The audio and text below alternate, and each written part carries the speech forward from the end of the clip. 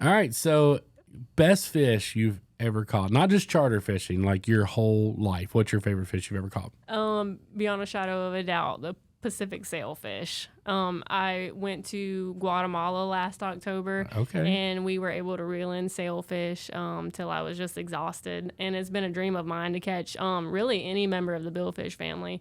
But to be able to reel in that many, it was heaven. Oh, I'm heaven sure. on earth. I've only had one, like, I don't even know that I would call it an experience. I've only had one encounter with a sailfish. We were able to fish with Darcizzle and Brian early last year sometime, and Darcy actually hooked up. I shouldn't even say Darcy hooked it up because it was on a flat line, and she grabbed the rod first. And then she's like, "Oh, this is a big fish." She's like, "Somebody take this rod," and I took the rod. As soon as I took the rod, the sailfish jumped and it was off. It's always on the handoff. Yeah, so it was. I'm gonna blame it on the handoff. I appreciate your support right there, because that's exactly what I'm gonna blame that on, is the handoff on the rod, because that was not my best moment, or maybe the fish wasn't hooked up good. It was not my fault. Let's put it that way. Is that the only billfish you've ever caught? Is just a sailfish? Yes. Okay, so haven't got into the marlin or anything like that. No marlin. One person on the trip actually did hook up with a marlin, but he got off. So gotcha. I would like to catch a swordfish eventually one day. That would be awesome. And it's crazy when for me, when I got here, I was like, I had this list of these fish that I wanted to catch.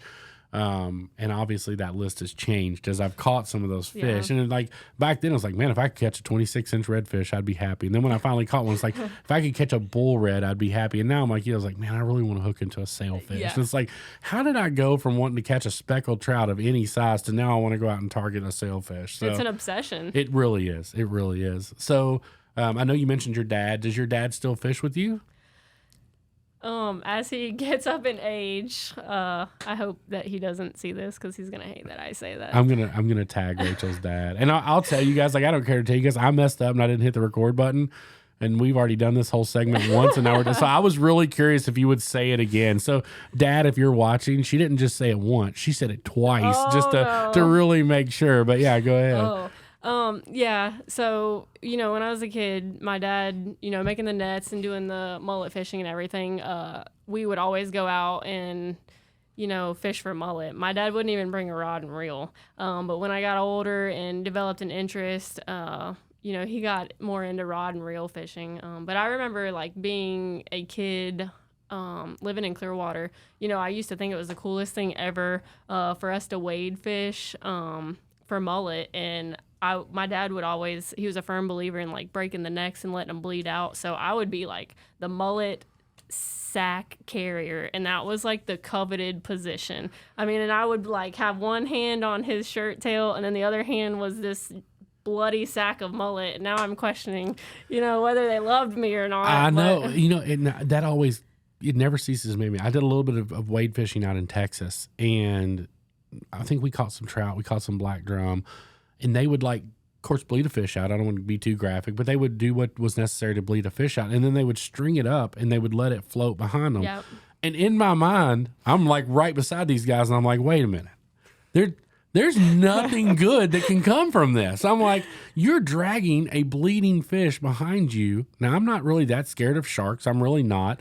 But at the same time, I don't think you need to, like, and intentionally try to draw a shark in you, and that's what it felt like we were doing at that point. Like, you're dragging a bloody fish that's bleeding out behind you, like right here. Yeah. And you were doing it as a little girl. I mean, from a father's perspective, I'm like, that's pretty smart. You're putting something in between you and the danger. So I'm assuming you ate some fried mullet growing up. Oh yeah, I grew up on it. I won't even eat it anymore. Really? Just because of that. It was always fried mullet and cheese grits.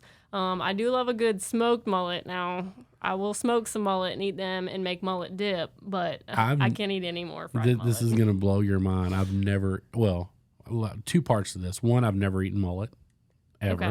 Okay. Other than we did it for like a little funny video. We fried up some mullet tail one time, and I tried that. But that's I've never actually eaten mullet. But of course, here in Floribama, I'm not sure if you're familiar with our area, we have like the world famous mullet toss. Yeah. I don't know why that became a thing or like why we do that, but they They literally just go down to the bar and they like toss mullet back and forth to each other. I'm not sure why, but at some point there was a redneck's like, you know what we're going to do today? We're going to go around and we're going to toss some mullet. Eugene was probably involved in that at some level, I'm sure. New and improved version of horseshoes. You know what? That's a great, I wonder, I don't even really, honestly, I need to look it up because I'm not even sure what the premise is.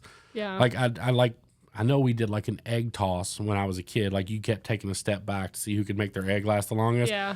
Maybe it's something like that. I don't even know if you have a partner, or maybe it's just because they are kind of slimy. Maybe you're gonna have to look it up while you're back there being producer and let us know exactly why do they toss mullet at Floribama? Like that's your job. The PYT's back behind the camera. And just let me know why we're tossing mullet. Like, why is that a thing? Yeah. So I'm actually kind of ashamed that I don't know the answer, Well, as it's much because- mullet fishing as we've done. Well, it's because you mullet fish. Yeah. Most We don't normal mullet people don't be like, toss. I got all these fish. You know what we should do with them? We should take them out in the yard and toss them around. Like, that's the next logical thing to do with these fish now that we've caught them. So, Sounds like a good time to me. I mean, no question about that. I did hear you say early on, you mentioned gator hunting. Is that something you enjoy doing? Oh, yeah, very much so. And I'll let you in on another little secret. Uh-oh. Another one of my favorite fishing experiences has not been on the end of a fishing pole. It has been catfish noodling. I absolutely love it, and I don't know why. No way. I need to so just so you know, Rachel's not familiar with our channel. I do have an alter ego, or I'm sorry, maybe I shouldn't say that. There's another character on our channel called Eugene. Okay. He is supposedly a catfish noodling champion. I don't think he's ever done it. Personally, Okay. He's never done it. So maybe I need to come out with you at some point and go catfish noodling. Is that something you can do? God, that seems like a terrible idea in Florida. Oh, so I don't think it's legal in Florida. I Okay. go to Mississippi every year. I think they have like a 2-month season. And I actually, my first trip was booked with a guide, and we became friends, and then I just went every year after that because it was so much fun. Maybe I need to try to work it out with you to come on a catfish noodling because For sure. our audience has begged for that. Oh, really? They have. Really? I've watched, and I'll tell you what got it started. We came back from a trip out west, and Eugene, our other character on the show, was I'll introduce you to Eugene here in a few minutes once we're off camera. Was watching Hannah Barron, which I'm sure you're familiar with. Yeah. Hannah Barron, if you know anything about catfish Yeah. noodling. I'd heard of catfish noodling. I did not know it was such a thing. Yeah. So from that moment on, everybody wants to see us noodle a catfish. What's the biggest catfish you've ever noodled? 46 Oh pounds. my But let gosh. me tell you something. So, like, a lot of people that are not familiar with it don't realize that some people actually build boxes. I guess the fish go in there and spawn, and those are completely submerged underwater. So I guess there's 2 different ways to do it. You can Okay. either dive those boxes, or you can work the natural stuff, like the natural caves and stuff on the bank. But why I'm so proud of that fish is because I had to dive 14 foot to get it. No. Because I was noodling from a box, and you can't see anything, and you have this air hose, so I'm trying to So you did have an apparatus. Yeah. Okay. Oh, for sure. Okay. I Maybe was down there for like 6 minutes wrestling this catfish. I would have died. And then so you run a stringer up, like behind the lip. Yeah. And I just wrapped it around my wrist, and then like bear hugged the catfish and was like, I hope we make it to the top. Oh my gosh. See, Yeah. this is why so a minute ago I was excited. I was like, I finally met somebody that can take me catfish noodling. And I was like, I'm not going with this crazy girl because she's going to get me killed. Like a 40-pound catfish. Y'all, that's a big cat. I mean, I know there's bigger ones out there. I get it. But at the same time, I'm like, a 40-pound catfish. And like, you're not that big. So I'm assuming that was it? I mean, did you enjoy it? Your adrenaline had to be like rushing. For sure. So, some people, I'm terrified of heights. Some people jump out of airplanes. You won't catch me doing that. Catfish noodling is my version of skydiving, honestly. Because you can't see anything when you go down there. The water is so murky, and you have to find the hole in the box. So, and then before you even put your hands on the fish, you've got to block that box because that fish is going to try to come out. Sure. So I've got both elbows in the corners of the box, and then I'm reaching back, and so you're waiting on that catfish to bite you, and they bite like a bulldog. Yeah. So if you're able to like grab onto the lip, then you run the stringer through, and then you're able to pull the fish out. I don't know if everyone uses stringers, but they are so strong. If you can hold on to that fish and bring him to the top just by holding on to his lips. I mean, I can do it. Everybody I guess all the like experiences I've seen, and really the only ones I've really watched are Hannah and Jeff. A couple other ones. I mean, I know it's an ongoing joke on the channel. I do know that they do that up in Ohio some. But everyone I've ever seen, they've been, I mean, I know Hannah does it sometimes. She's in water over her head. Yeah. But she's not in 14 foot because Jeff's standing right there beside her. Yeah. Most of the time, whether he's holding her down and helping her or whatever. I don't think I've ever seen anybody go down 14 foot and grab one. And that's pretty crazy. Yeah. What if you got eaten by an alligator? Like, so I get asked that question a lot, but my theory behind it is the water is so dark that you're not going to see them coming. No, but when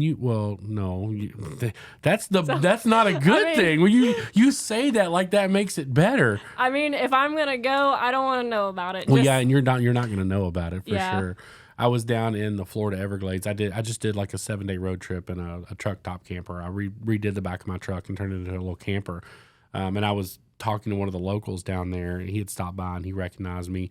And he was talking about, he puts his boat in the water and he like goes out there and all the tourists like freak out. They're like, there's gators in there. You got to get it. He's like, guys, I live right there. I'm fully aware that there's gators in here. I'm not worried about it. They're not going to bother me.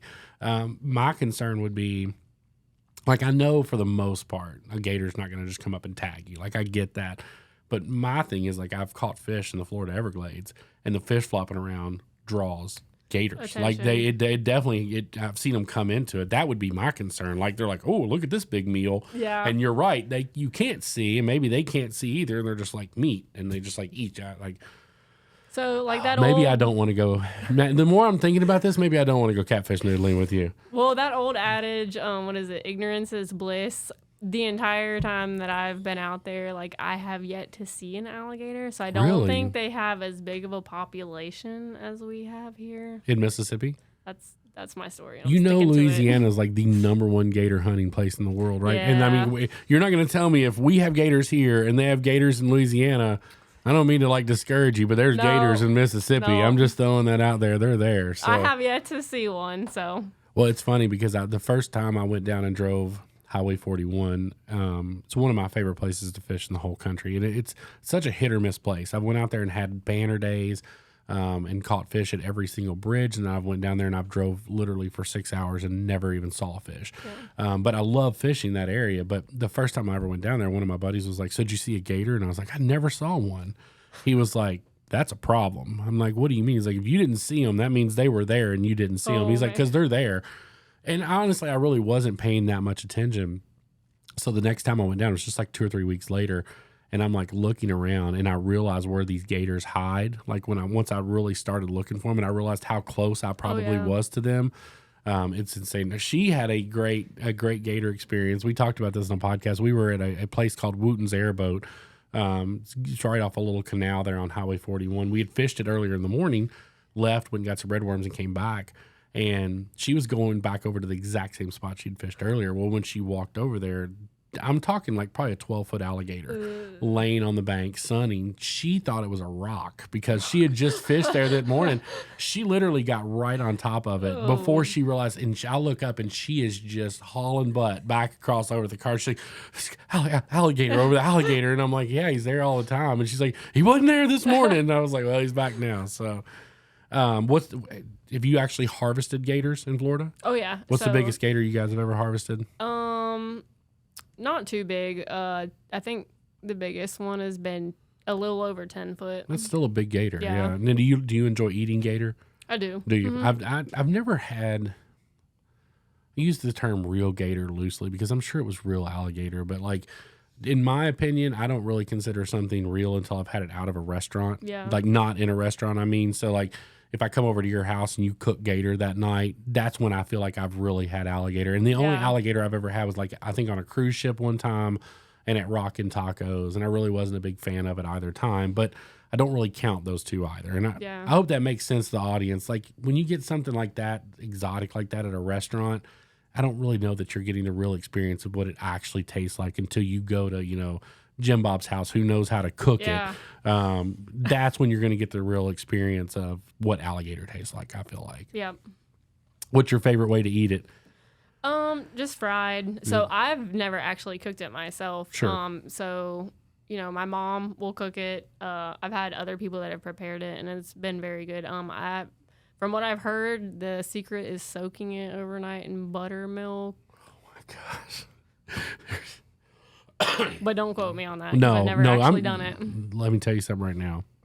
You could take that camera and soak it in buttermilk overnight and make it taste good, according to our audience. Because we went through a spell, I guess, early in 2021, maybe late 2021. It was really when our YouTube channel first started taking off, where we were eating some crazy stuff. I mean, Jack Crevalle, bonita. We were just eating all these weird stuff. We ate sand fleas one time. We're just eating all this. We're eating all this weird stuff. No matter what we cooked, what we ate, somebody in the not with somebody. Several people in the comment section would be like, if you'd soak that in buttermilk, it'd be better. And so I was going to do this whole video where I was going to like take a carrot and put it in buttermilk and then reach down and pull it out. And it was going to be like a carrot cake.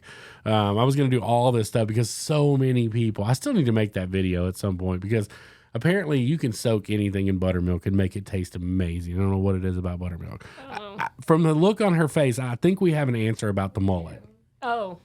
All right. So the mullet toss consists of individuals on the beach throwing a mullet from a 10-foot circle in Florida across the state line into Alabama. So we're not just tossing mullet. We're tossing them from state to state. Not to mention a great excuse to throw a weekend-long party. So that's all it is. They're just doing it so they can go out there and drink. It's not even a competition. The redneck version of the Super Bowl party. Yeah, like they're literally there's no rhyme or reason. You're literally just tossing the mullet across state lines. I was expecting more from that. It's total Florida. Letdown. I know it's Florida. We don't need a reason to drink. People wake up drinking here. It's not that big of a deal. They do raise money though. Okay, so are we doing it for a charity? What charity are we rocking for? Let's see, they've contributed over $20,000. Well, yeah, I mean, who doesn't want to pay money to go out there and toss a mullet from Florida to? Have you ever seen the movie Napoleon Dynamite? Okay, well, it's not okay. Gotcha. It's not a very good movie in my opinion, but it had a cult following. But there was this guy on there, and he's like, "I bet you I could throw a football clean over that mountain." That's what those guys are doing. They're like, "I bet I could throw this mullet all the way to Alabama," and it's like, "Well, Alabama's right there, so you're probably right. You probably could." Do you do any travel fishing? Do you go other places and fish? I have a little bit. Like I've gone down to the Crystal River area. My dad has a close friend in Bay City, Texas that guides out of there, so I've been able to fish with him over the years. But that's about it. I typically stay, near our area. I'm just constantly like trying to keep on the fish, find new areas, try different techniques, and not saying it's a waste of time, just I try to use my time effectively and don't want to go explore all these other areas. I have been over to the East Coast some, but those were guided trips for snook and stuff like that. Gotcha. So if somebody books a charter with Rachel, what are we targeting? Like if I get on the boat with you today, what are we going after? Okay, so the two main species are redfish and trout. Okay. We don't have snook, in our area. Sure. And then you got sheep's head and your flounder. Okay, so that's your all's main species. Yep. Now, do you do any freshwater fishing over there in your area? Not on purpose. Not, I'm sure. If I am forced to fish the river, during the winter months and stuff, I'll accidentally hook a bass. Sure. But now, is that the only thing you have? Because like here we have chain pickerel, we have what else do we have here? We have striper and hybrid here. Do you guys have those over in your area or no? I don't think so. No. But like I said, I'm not real educated on it because I don't really do any freshwater fishing. We've got like the brim, bluegill, and then a couple different species of bass. Yeah. And that was one of my goals last year was to catch a big bass, but I just don't do enough bass fishing to try to target a big bass. So this year the goal on the channel is to catch 50 different species, which we are doing. We're knocking that out of the park. We're already over like 20 so far, and I really haven't even tried yet. I mean, that's just been doing normal fishing. I don't want to say I did because technically I did not. I kind of had an inshore slam this year because I caught. But two of the fish were not slot fish. So the one of them was a bull red, which he was like 38 inches. Oh, wow. Then I caught a keeper trout, and the flounder was a little undersized. But in my opinion, and the way I look at this, is if I had taken 11 inches off the bull red and added it to the flounder to make him legal, and then that would have made the bull red legal, I got my inshore slam. I'm not sure that everybody saw that the way I did, but the math worked in my head. Yeah. So But that was a lot of fun. But I caught like 10 different species on one trip. Wow. Literally, like second trip of the year. I caught the very first fish I caught in 2023 was a triggerfish in the bay. Okay. Which was that's not normal. We don't normally catch those inside the bay system. And I was just like, all right, maybe we need to try to do a species thing this year. So that's what we did. Awesome.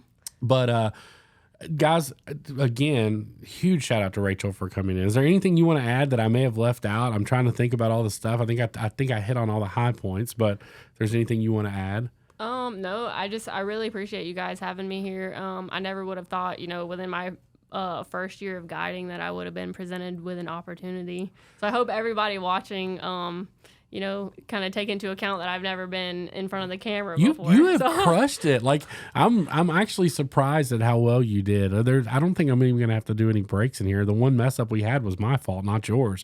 So like you absolutely crushed it. I mean, it was. I really have been wanting to have a charter guide on for a little while just to talk about a couple different things, just kind of get backstories and how you got there. But again, if you're ever over in the Tallahassee area, Big Bend area, I've got all of Rachel's stuff linked down in the description box. But we're going to work on her.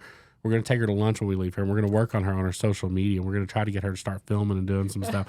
I mean, just imagine if you had the video of you pulling up that 40-pound catfish. Yeah. If you'd have had a GoPro strapped on that day, that would have been something of legend. I mean, you would be amazed at what would have happened if you'd had a GoPro strapped on your chest that day. So I have a short story of Audrey, if you guys yeah, like to hear. Absolutely. Which the listeners will probably not believe me, but I swear it happened. I made a rookie mistake, set my pole down because it was just me and Audrey that day.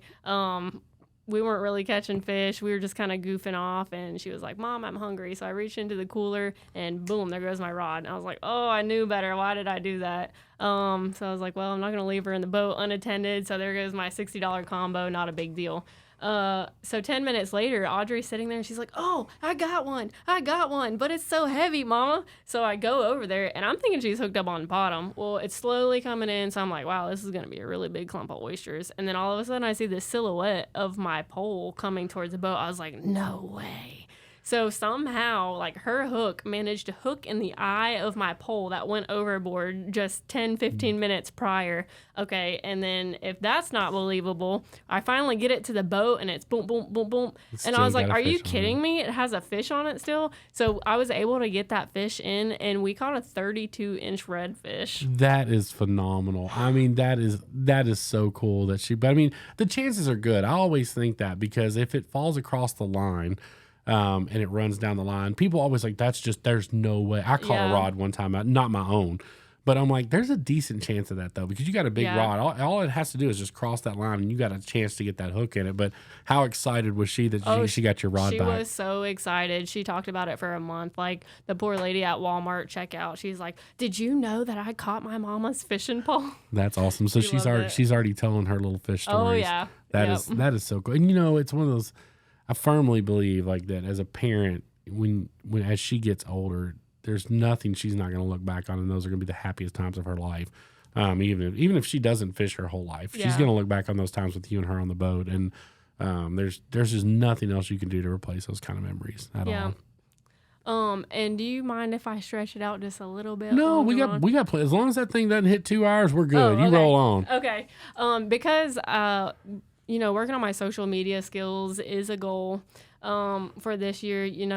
I try to post like pictures of me and, Audrey, or fish photos, or, hee hee ha ha posts. Like nothing on my social media is meant to be controversial or, strike a nerve with anybody. I just nobody has the energy or the time for any of that. But, now that I've gotten into this, I see a lot of division among female and male anglers.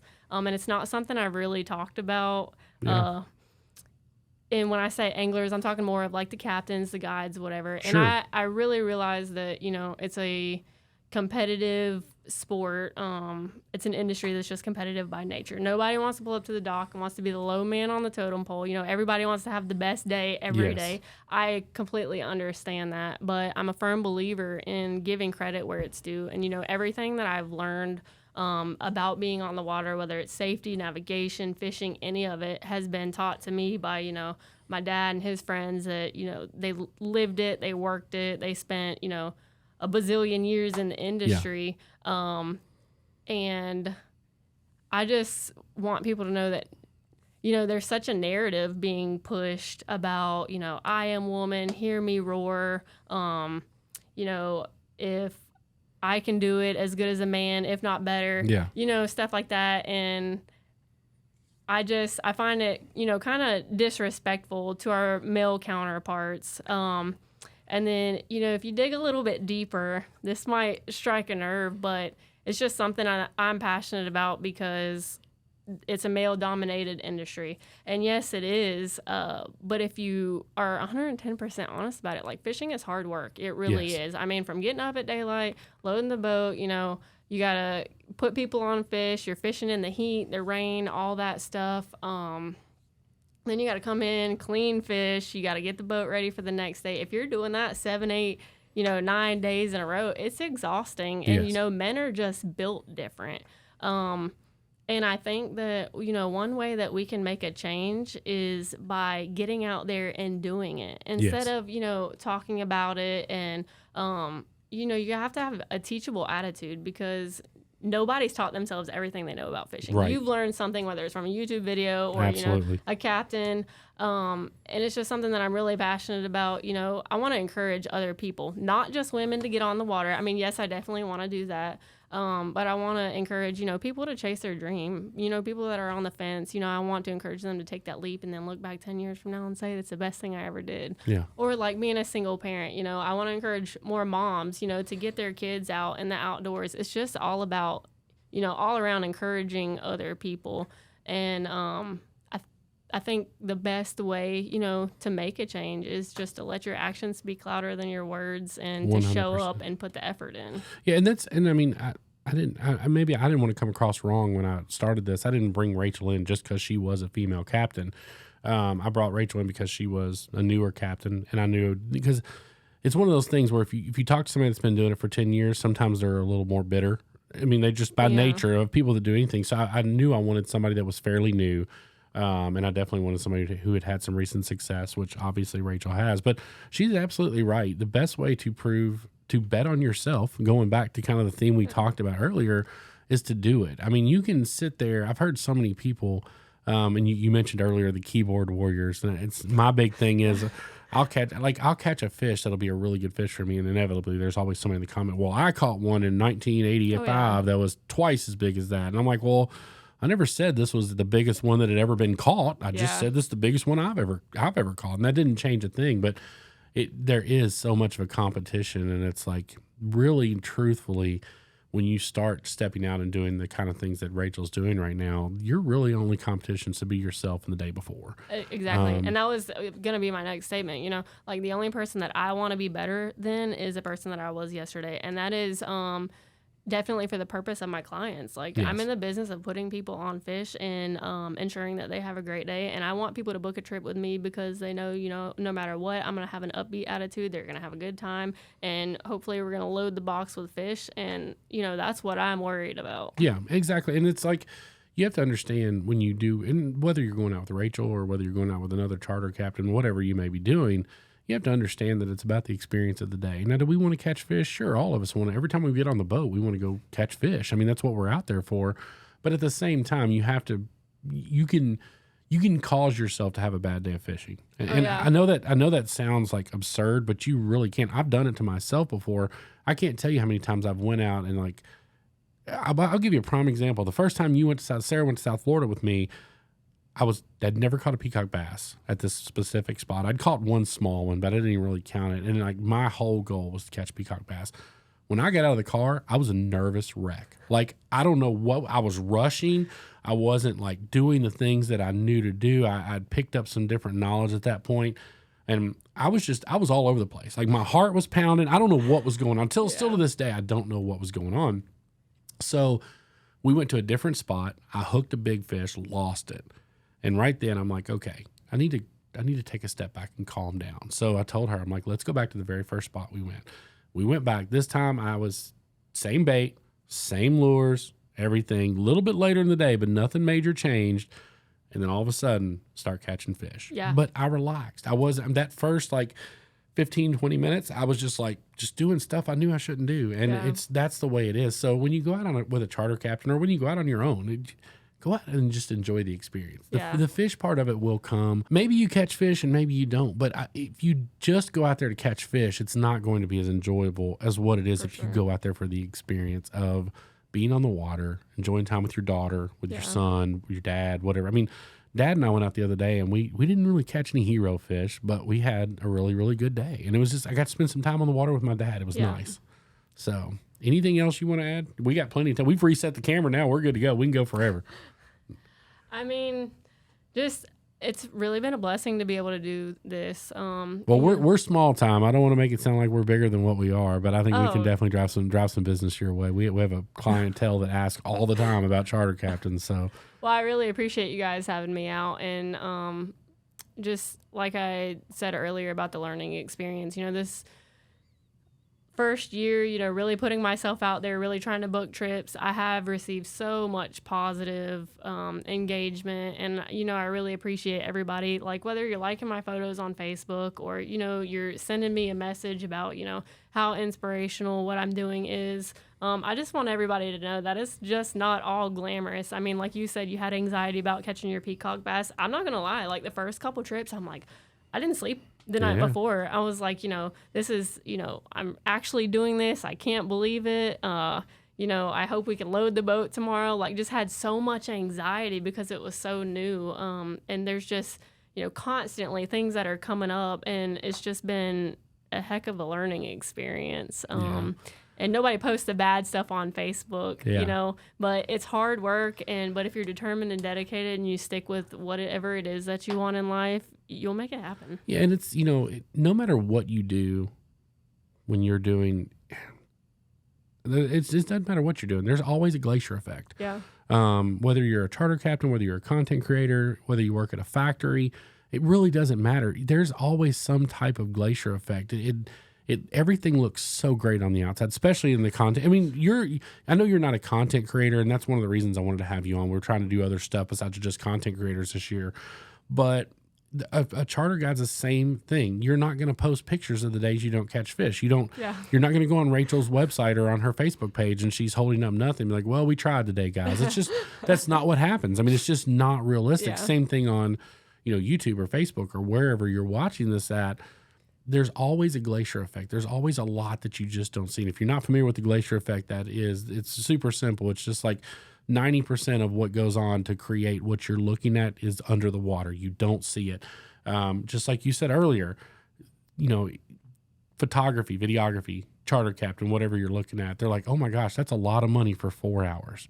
Oh. Well, no. See, where you messed up is that's your 4 hours. For me, for Rachel, that's a whole day. Rachel's got to get up. If you're on the boat at 7:00, Rachel was out of bed at 4 because she's got to get bait. She's got to make sure everything's tied up. She's got to make sure all the bait, everything's lined out on the boat. She's got to check all her safety equipment. Then she does the trip. Now, that's your 4 hours. When you get back to the dock, Rachel's 4 hours did not just end. She's got to clean your fish. She's got to clean up the boat. She's got to service the rods and reels if anything got damaged. She's got to make sure the maintenance is done on the boat. Yeah. So anytime you're paying someone for a skilled trade, whether it's a charter captain, a photographer, any kind of service, don't get stuck in the mindset that it's 4 hours of their day, because it is not. It is their whole day, no matter what you're doing. You got to launch and load the boat. If she doesn't keep her boat at a marina, that's a process. That's 45 minutes of her day just getting the boat in and out of the water. So always make sure you take care of your service people, for starters. That's one of the most important things. And keep in mind that the 4 hours you spent on the boat or with a photographer or with a videographer or whatever it is you may be doing, I'm using that as an example because that's us three. But it's anything. There was a lot more that went into that than just the 4 hours that you were there for. So always try to keep that in mind when you're out doing a fishing charter, and make sure that you're taking care of those people accordingly, and that you're reviewing them. Like, so many people don't understand the value of a review in the service industry. I didn't either until this past year. Yeah, it's so vital because everybody posts about the bad, right? Like that it's super easy to be like, oh, I went out with Rachel the other day and we only caught 14 fish and I wanted 20, and it's like, that's the ones they talk about. And 90% of the time, that's exactly what it's. They had this realistic expectation of what it was supposed to be like. But very few people are like, they'll get off the boat, they'll shake your hand and be like, man, I had the most amazing day fishing. Thank you so much. And then they leave it at that. Go write a review about that. If that was your experience, go on Rachel's Facebook page and be like, look, guys, this is where you need to be. This was the greatest day of fishing I've ever had. I can't tell you enough how much I enjoyed this. And that's anything. I'm using this as an example, but those reviews are vital for small businesses. They truly are. It's the lifeblood of a small business. So if you have a good experience with somebody, make sure you spread that just the same that you would spread if you had a bad experience with somebody. And I know it's not as glitzy and as sexy and glamorous to like bash somebody, but I promise you it will serve those people way, way better than you going out and talking bad about somebody. Yep. That's it. I finally stumped her a little bit. I got just a yep out of her. So Yep. No, I mean, I didn't realize like what an asset, those reviews and everything were. Yes. But it's such a competitive industry, and luckily, like where I'm at, there's not a whole lot of competition. It's not like, Venice, Louisiana or the Keys or whatever. Like we don't have that much pressure, but, it's still hard because there are other guides there that have been doing it a lot longer, and, they have a bunch of reviews and, if I was someone that wanted to book a fishing trip, I'm going to book with this guy over here in St. Mark's because he's got 30 reviews and you have, 2? And you've been doing it. You know what I'm saying? Right. So, yeah, for sure. Well, guys, that is all we've got time for. Rachel, thank you so much for coming out. We truly appreciate you coming out and spending some time with us today. We're going to talk to Rachel. We're going to take her to lunch after this. We're going to talk to her about her social media. So we're going to try to get Rachel pumped up on social media so she's giving some more than just pictures for you guys. And even if we can just get her to like plant a cell phone camera on her boat somewhere while she's catching fish. So, but guys, that's all we got for you today. Thank you guys so much for tuning in. We greatly appreciate y'all's love and support on this podcast. Again, whether you're watching on the Cameraman Ron channel or the Morning Vibe, we truly appreciate you. Always find a way to make somebody around you smile. You never know. It just might change the world. We'll see y'all on the next one.